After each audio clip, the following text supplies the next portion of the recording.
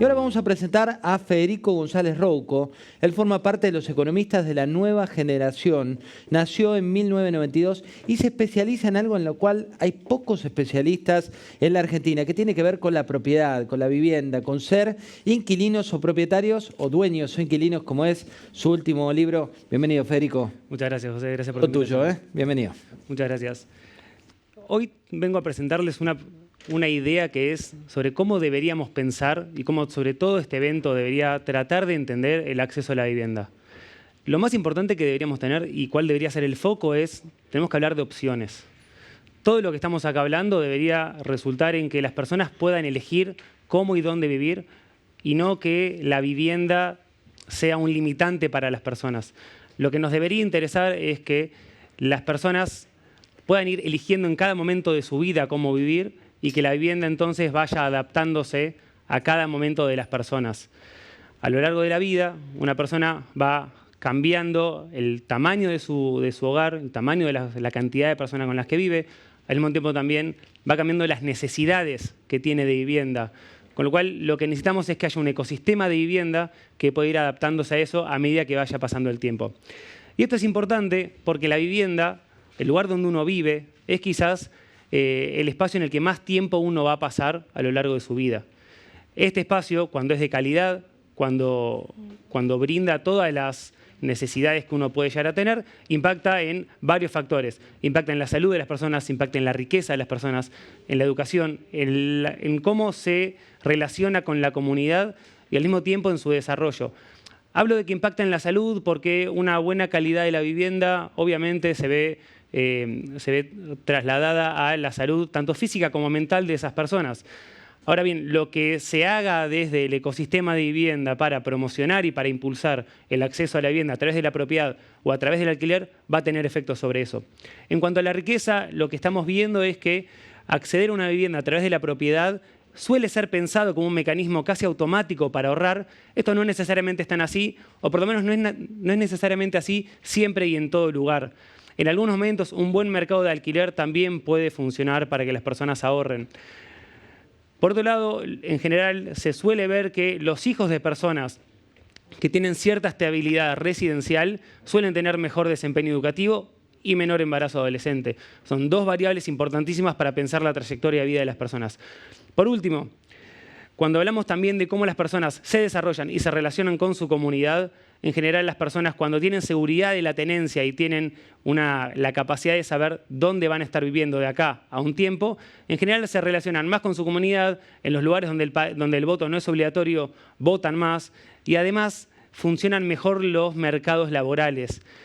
Promover una sociedad con muchísimos propietarios, más de los que esa sociedad quiere tener, en general suele traducirse en mercados laborales rígidos.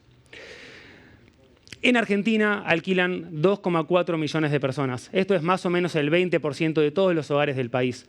Hay lugares en los que esto es mucho más alto, como Ushuaia, Río Cuarto o la Ciudad de Buenos Aires, en donde estamos hablando de entre un 35 y un 40%, pero también hay lugares como Santiago del Estero, Formosa o Resistencia, en los que la cantidad de inquilinos no supera el 15% y en Santiago del Estero está en cerca del 7%. Lo que vimos en el último año, y es quizás uno de los temas que más surgió en el evento que estamos teniendo hoy, es que los hogares inquilinos pasaron de gastar un más o menos 33-35% de sus ingresos a poco más del 42-44%, dependiendo de la ciudad. Pero en general estamos hablando de 10 puntos más de sus ingresos al alquiler. Esto podríamos explicarlo por 4 razones. En primer lugar, la ausencia de crédito hipotecario que vimos después del auge de los créditos UBA generó que muchas personas que antes estaban pensando en comprar pasaran a tener que alquilar. Es decir, se perdió un principal componente de canalización de la demanda, que es el crédito hipotecario. Por otro lado, después de muchos años, 10 de los últimos 13, en los que el alquiler perdió contra la inflación, y sobre todo en 2018-2019, cuando la inflación empezó a acelerarse, vimos cómo en 2020 hubo un primer inicio de efecto de recuperación o catch-up. Por otro lado, a partir de la pandemia y del decreto 320 que generó el congelamiento de los alquileres y la suspensión de los desalojos, se empezó a ver una cierta incertidumbre sobre qué iba a pasar con los alquileres, cuándo iban a volver a poder aumentar, y eso generó que para las personas que no estaban con sus unidades alquiladas hubiera cierta incertidumbre y cierta necesidad o voluntad de cubrirse frente a esos posibles no aumentos. Por último, la ley de alquileres, que si bien tiene un montón de efectos positivos como la devolución actualizada del depósito, la ampliación de las garantías, generó una disrupción en el mercado al cambiar la regulación, una regulación que no cambiaba hacía 30 años y que en algún punto era necesaria una actualización. Estos cambios, junto con los otros 3 factores que expliqué recién, explican gran parte del aumento del año pasado, que se vio principalmente en el segundo semestre. Entre abril y noviembre del año pasado vimos el principal componente del aumento, que luego parecería haberse estabilizado. Estamos hablando de un mercado que a grandes rasgos funcionaba. ¿Por qué digo que funcionaba? Porque en los últimos 15 años más o menos, el alquiler cayó, comparado con la inflación, 50% y aumentó 30% la cantidad de inquilinos. Es decir, era un mercado que reducía precios y que al mismo tiempo agrandaba la cantidad de familias que accedían a la vivienda a través de este mecanismo. Obviamente, esta mayor cantidad de familias que accedían a la vivienda a través del alquiler también se explicaba por la ausencia de crédito hipotecario que tuvimos en Argentina casi que históricamente, pero sobre todo hasta la creación de la UBA. Ahora bien, ¿qué es lo que deberíamos hacer? ¿Cómo se tiene que pensar la regulación de los alquileres? En general, nadie tiene la verdad revelada. Acá lo que están viendo es una selección de países de América Latina, de Europa y de América del Norte, un poco con la idea de nadie está haciendo más o menos lo mismo. Si bien hay algunas cosas que en general suelen hacerse, por ejemplo, la mayoría de los países no tienen regulado el valor inicial de los alquileres, sí la mayoría tiene algún componente de ajuste en cuanto a cómo tienen que aumentar los alquileres. Ahora bien, no es lo mismo decir que los alquileres no pueden subir más que la inflación, más 10 puntos, en un lugar con inflación de 2%, que en un lugar con inflación de 50%. Cada una de estas recetas tiene que ser entendida dentro del lugar en el que está siendo ejecutada. Por otro lado, los plazos también difieren mucho. No es obvio que sea bueno tener 2, 3, 4 o un año de plazo. Nadie tiene la verdad revelada sobre esto. Lo que sí sabemos es que la extensión del plazo permite pensar en horizontes más largos.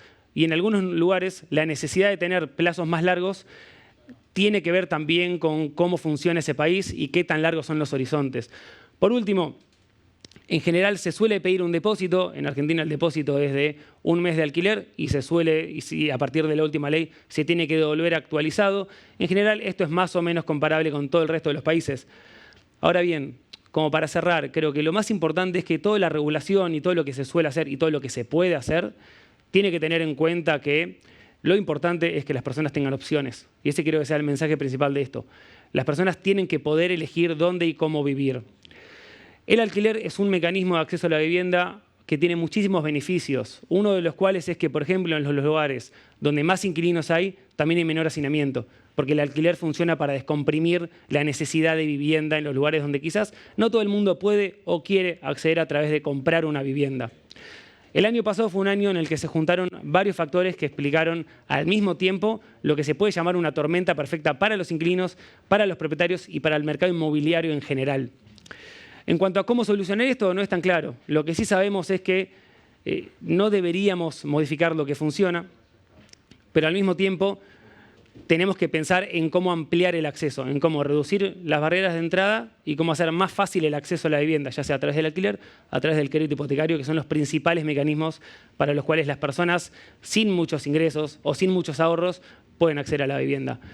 Por último, estamos hablando de que cualquier cosa que hagamos va a afectar a 2,4 millones de hogares que representan alrededor de 6,5 millones de personas en Argentina, 1 de cada 5 hogares. Pero más allá de esto, todo lo que hagamos hoy, además de afectar a estas 2,4 millones de personas, también va a terminar por afectar a las próximas generaciones. Todo lo que hagamos lo tenemos que pensar con una visión intergeneracional. No deberíamos pensar solamente en los inquilinos de hoy o en los propietarios de hoy, sino también en los inquilinos del futuro y en los propietarios del futuro. Porque estos son los que van a generar el acceso a la vivienda de la Argentina de acá en adelante. Muchas gracias.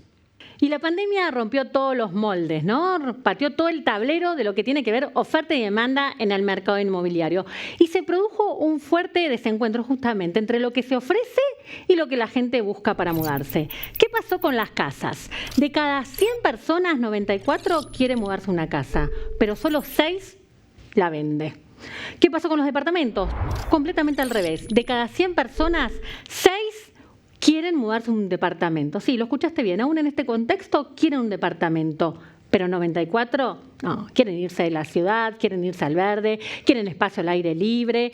¿Qué pasó con los terrenos? En los terrenos de cada 100 personas, 84 quieren comprarse un terreno, pero solo 16 venden. Esto es una relación totalmente diferente a lo que sucedía antes. ¿Te acordás? Allá lejos y hace tiempo, en el 2019, los terrenos generaban buenas oportunidades. Podías comprarte un terreno con muy buenos precios. Hoy es todo lo contrario. Hoy conseguir un terreno, un lote, es casi una odisea en el mercado inmobiliario. Los PHs. Los PHs son los grandes ganadores de los que quieren seguir viviendo en la ciudad de Buenos Aires. Porque de cada 100 personas, 59 quieren mudarse a un PH.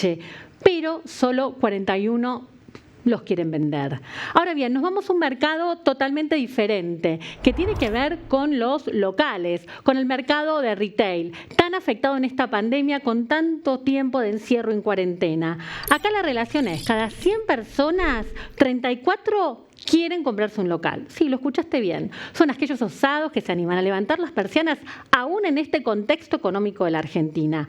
Pero 66 se los quieren sacar de encima. Esto también genera buenas oportunidades de negocios para quien está buscando un espacio comercial en este contexto. Por último, las cocheras. De cada 100, solo 4 personas quieren una cochera, un espacio guardado de coche, pero 96 quieren venderlo.